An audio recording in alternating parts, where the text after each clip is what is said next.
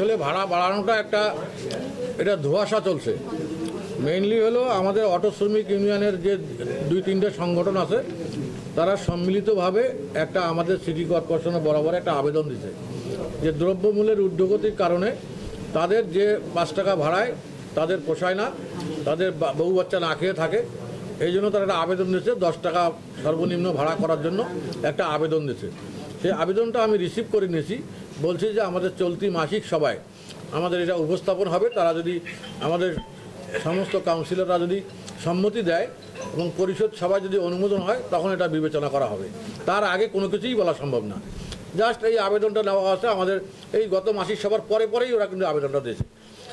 এখন আমাদের তো 2 মাস পরে মাসিক সভা হয়। 2 মাস পরে মাসিক সভা হলে আমরা সেই প্রস্তাবটা উঠাবো। এখন এটাকে তারা আবেদন দেওয়ার পরই কিন্তু তারা ভাড়াটা বাড়াই দিয়েছে। হ্যাঁ, এই ভাড়াটা তারা কীভাবে বাড়াইলো এটা আমরা জানি না। আমরা তো কোনো অনুমোদনের কপি তারা দেখাতে পারবে না।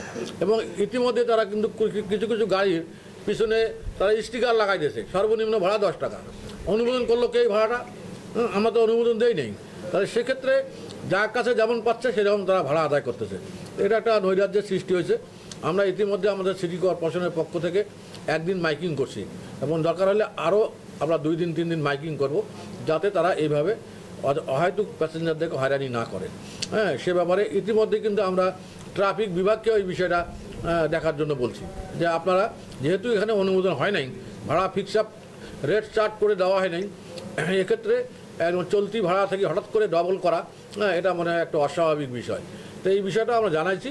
এখন তারা ব্যবস্থা নেবে যে তারা 5 টাকার ভাড়া যারা 10 টাকা চাচ্ছে, যারা প্যাসেঞ্জার থেকে জিম্মি করতেছে, তাদের বিরুদ্ধে আইনানুগ ব্যবস্থা তারা নেবে। হ্যাঁ, এর মধ্যে আমাদের আর বলার কিছু নাই।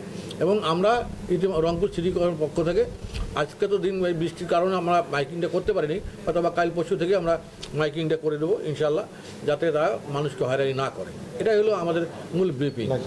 হ্যাঁ, এটা আমরা করবো।